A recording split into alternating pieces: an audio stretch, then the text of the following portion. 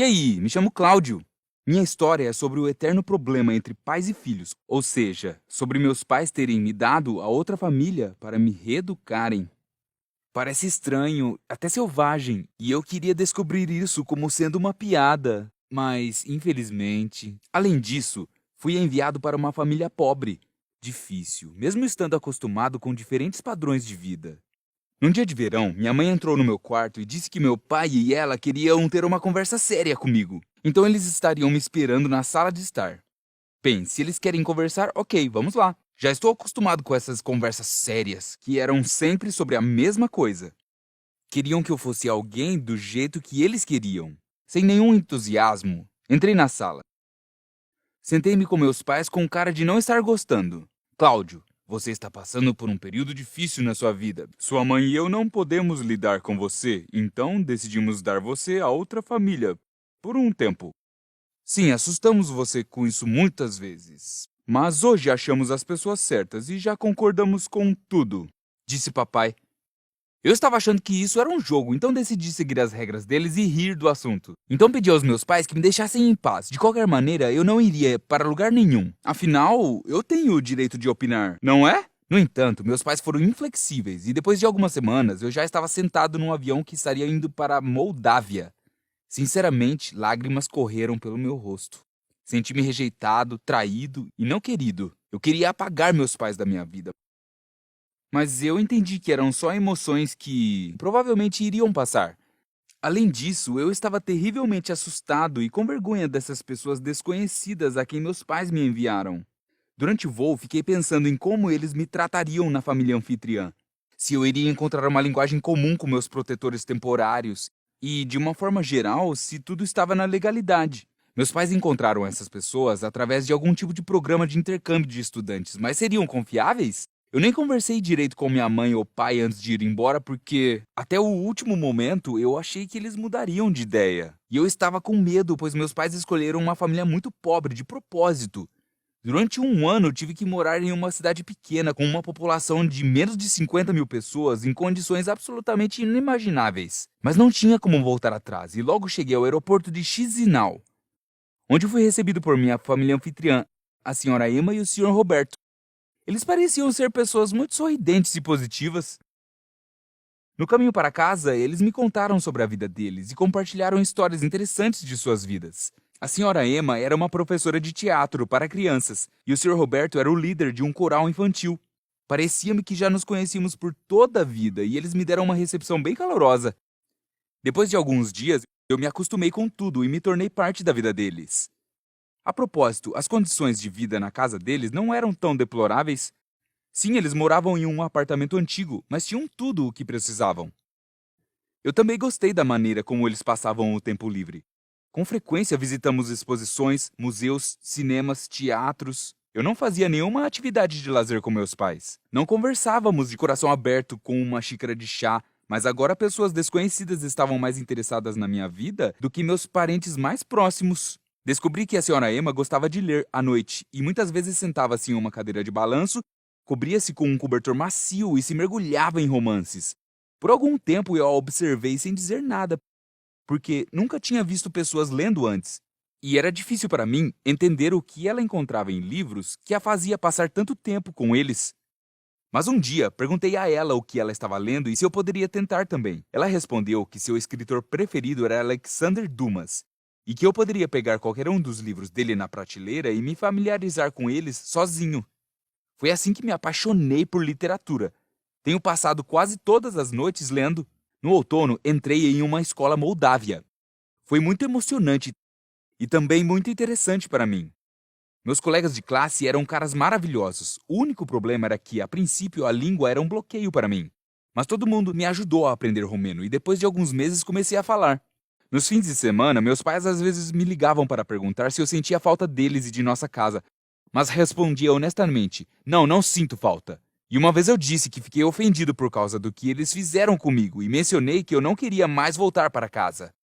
A senhora Emma ouviu essa conversa. E à noite ela me perguntou se eu realmente queria ficar com eles para sempre. Respondi que obviamente era uma piada de mau gosto, amava meus pais e tinha minha própria casa onde eles estavam me esperando. Pareceu que minha resposta a deixou triste e ela disse que eu ainda tinha tempo para pensar em tudo. E agora? Desde aquele momento, os comportamentos de Sra. Emma e Sr. Roberto ficaram estranhos. Eles começaram a repetir que lamentavam por eu não ser filho deles, que eles gostariam que eu ficasse com eles e que meus pais não mereciam ter um filho como eu. Eu tentei não responder aquelas falas, afinal eu teria que passar mais 2 meses com eles.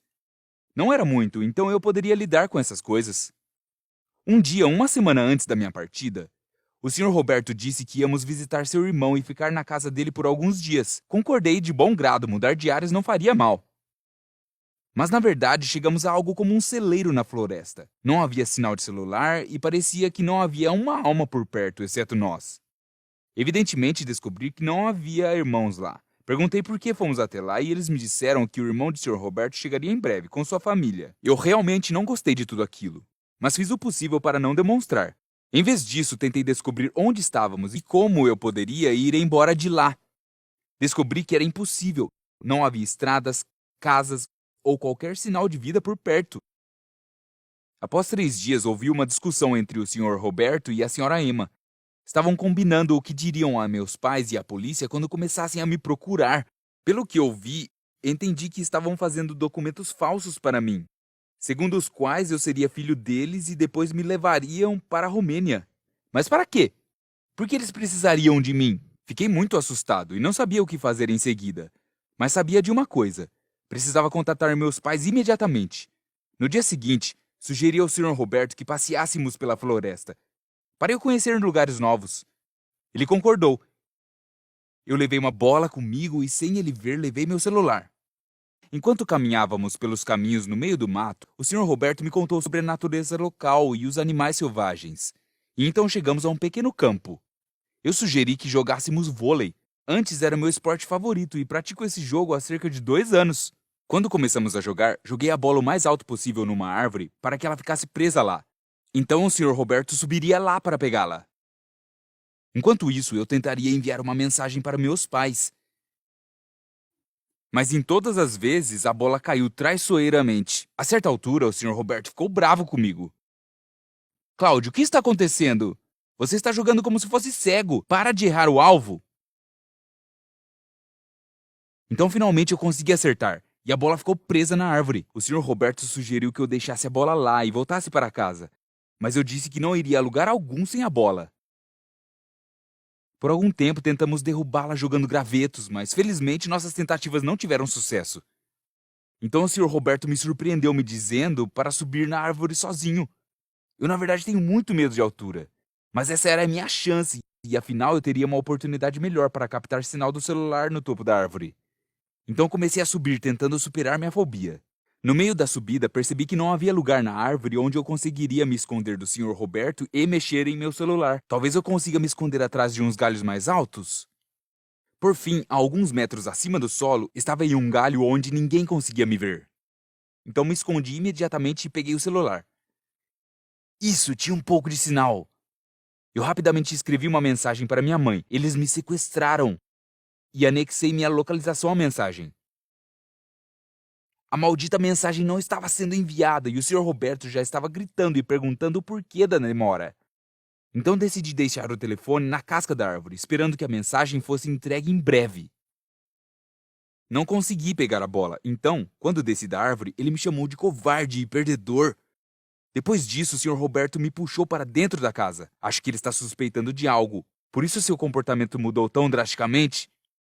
Na casa, a Sra. Emma e seu marido começaram a perguntar onde estava meu celular. Eles viraram o quarto de cabeça para baixo. Então começaram a gritar comigo e me amarraram na cama. Eles estavam muito nervosos e aflitos, me perguntando se eu tinha conseguido falar com alguém. Respondi que não tinha conversado com ninguém e que tinha perdido meu celular há muito tempo. Eles não pareciam acreditar em mim. Eu estava orando por uma coisa. Estava pedindo que minha mensagem fosse entregue à minha mãe e queria ser encontrado o mais rápido possível. No dia seguinte, a Sra. Emma e o Sr. Roberto me disseram que iríamos embora.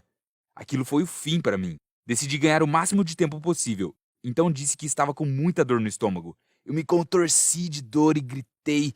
E assim ganhei mais ou menos 1 hora de tempo. Então eles me empurraram para dentro do carro e partimos para a Romênia. Mas depois de alguns minutos, nosso carro foi barrado por policiais e eles foram presos.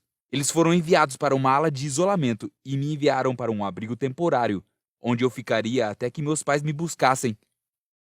Eles vieram no dia seguinte e eu finalmente descobri o que estava na mente dessas pessoas loucas. Acontece que, há alguns anos, o Sr. Roberto foi a um vidente, que previu que um rapaz apareceria em sua vida e começaria a lhes dar boa sorte.